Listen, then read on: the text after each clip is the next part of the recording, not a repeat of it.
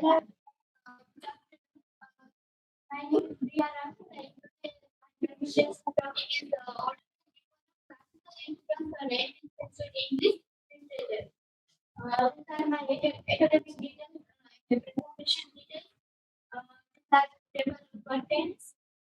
So my research question is that how did the neoclassical ideas of order and decorum shape the formal and stylistic innovation of John Dryden, Alexander Pope, and Samuel Johnson? And in what ways did the distinct structures serve as both aesthetic and moral instrument in 18th century England?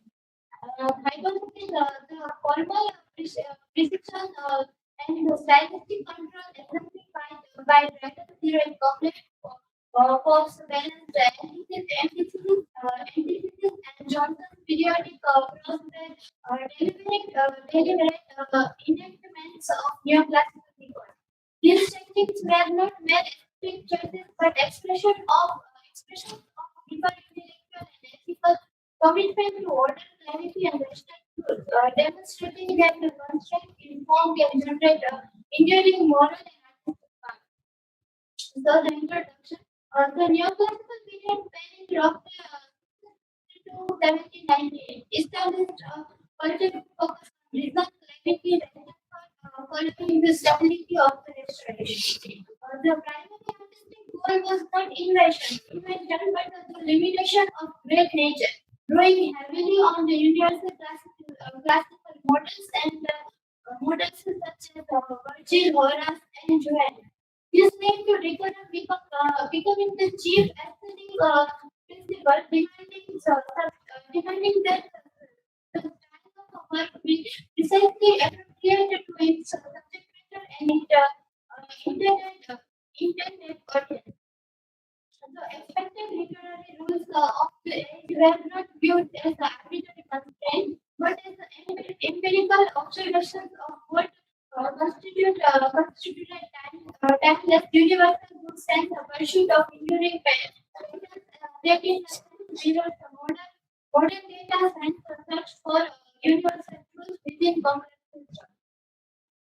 The first decorum as a form of ethical and aesthetic choice.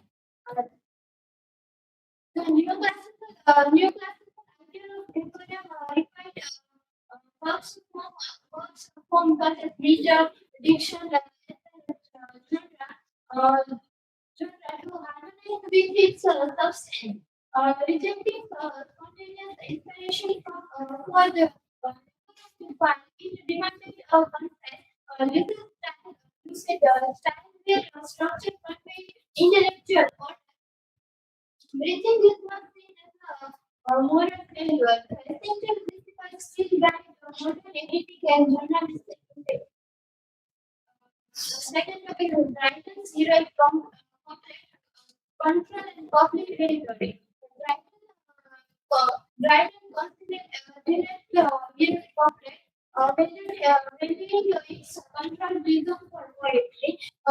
He used abstract portrait that is what is contained within two writing lines, creating sense of finality and geographical control.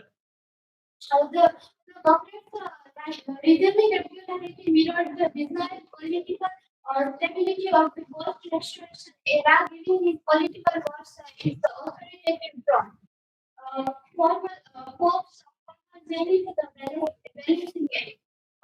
We can see that Pope took couplet and refined it into a vehicle for handling weight, conciseness, and aphoristic wisdom. His couplets are characterized by extreme balance and imagery, such as parallelism and yeah, yeah, which formally reflects the balance he sought in life and age.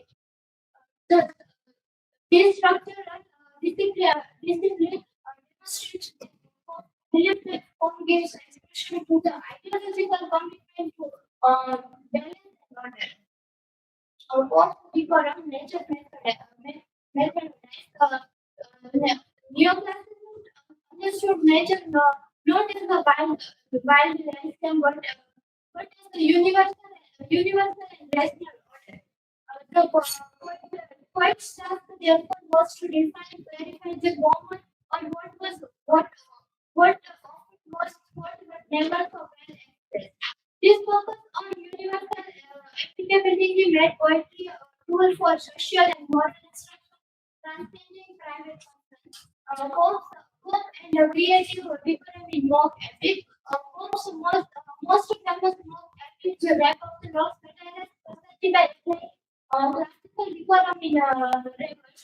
By treating a trivial social offense such as stealing a dog of a man within the formal trappings of a brand ethic, innovation and better, he highlights the failure of moral proportion.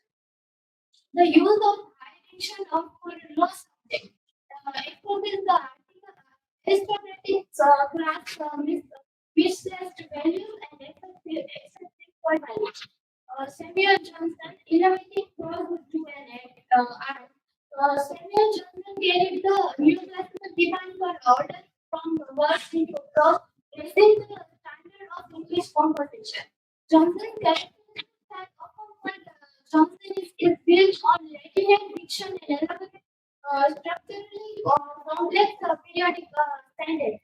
Due to parallelism, balance, and periodic structures, such as three balance clauses, formally organizes and controls the philosophical speculation.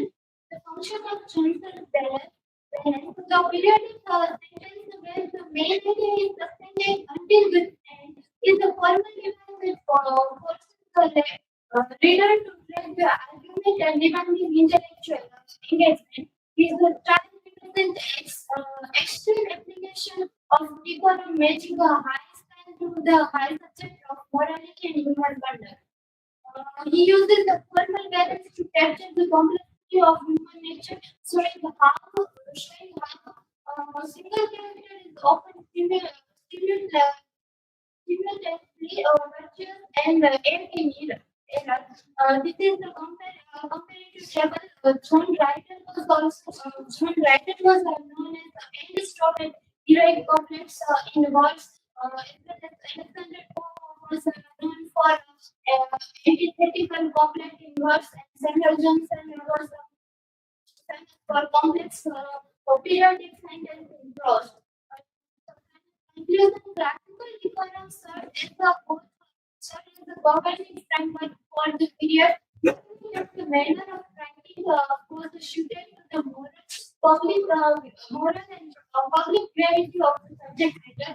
Key writers mastered a specific form of achieve this control.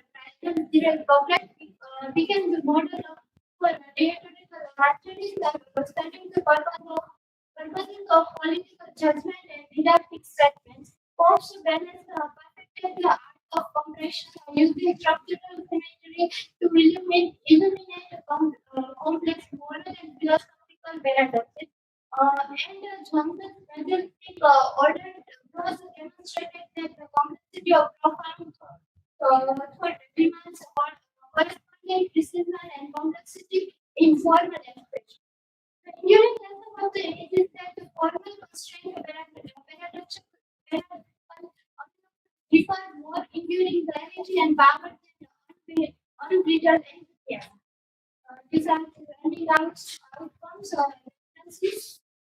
These are key points throughout the presentation. Thank you. Now, please, anyone?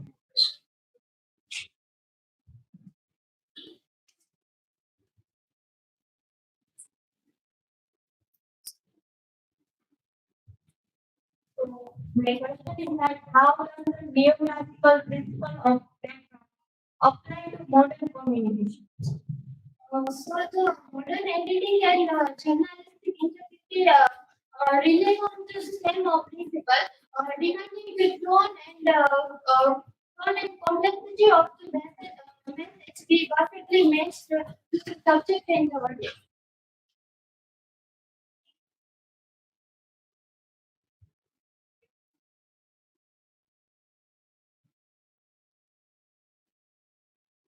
My question to you is, what is Pope B when he takes the rules when never nature methodology? Nature methodology. Pope means that the political rules are not artificial, but actually the best practices for arranging universal and limitless human truth. It makes the nature into a beautiful, clear, and disciplined artistic form. Artistic form. So, thank you. This is from my